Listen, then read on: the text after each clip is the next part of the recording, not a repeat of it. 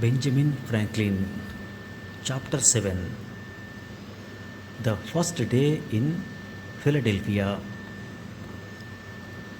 There are two ways of going from New York to Philadelphia.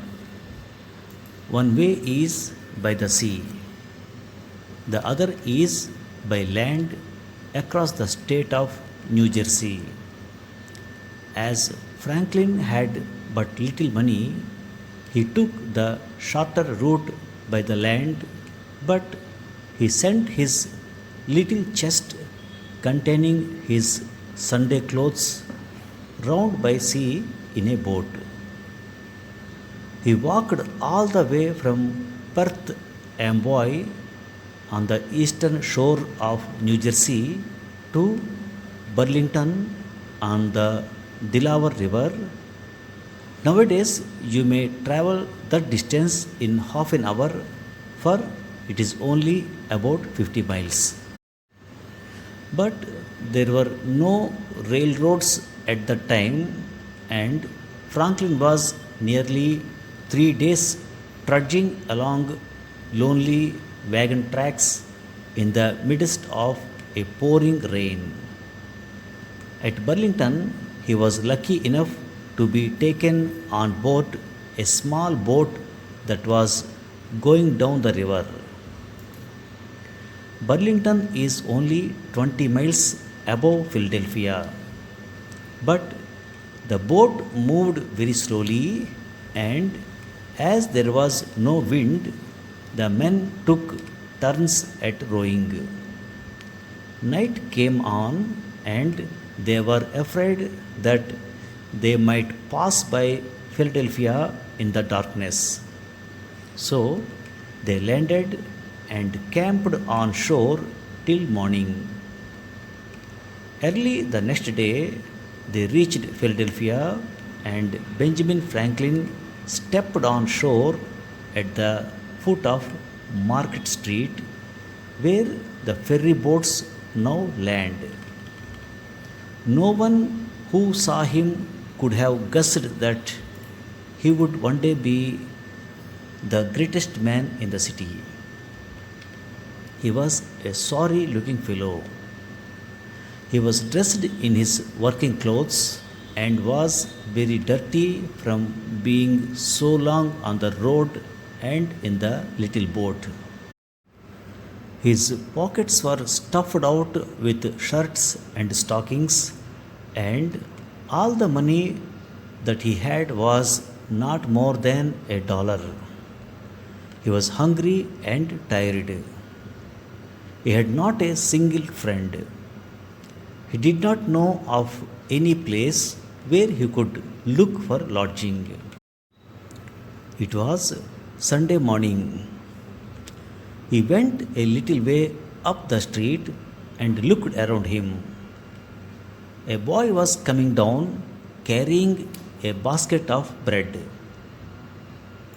"My young friend," said Franklin, "where did you get that bread?" "At the baker's," said the boy. "And where is the baker's?" The boy showed him the little baker shop just around the corner. Young Franklin was so hungry that he could hardly wait. He hurried into the shop and asked for 3 penny worth of bread. The baker gave him 3 great puffy rolls. Franklin had not expected to get so much, but he took the rolls and walked out. His pockets were already full, and so, while he ate one roll, he held the other under his arms.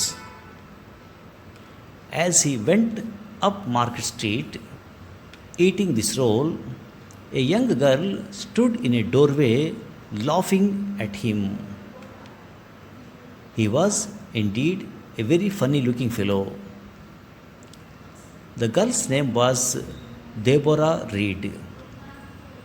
A few years after that, she became the wife of Benjamin Franklin. Hungry as he was, Franklin found that he could eat but one of the rolls, and so he gave the other two to a poor woman who had come down the river in the same boat with him. As he was strolling along the street, he came to a Quaker meeting house. The door was open and many people were sitting quietly inside.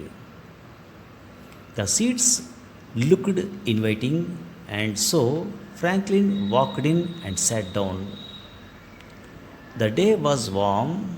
The people in the house were very still. Franklin was tired. In a few minutes, he was sound asleep.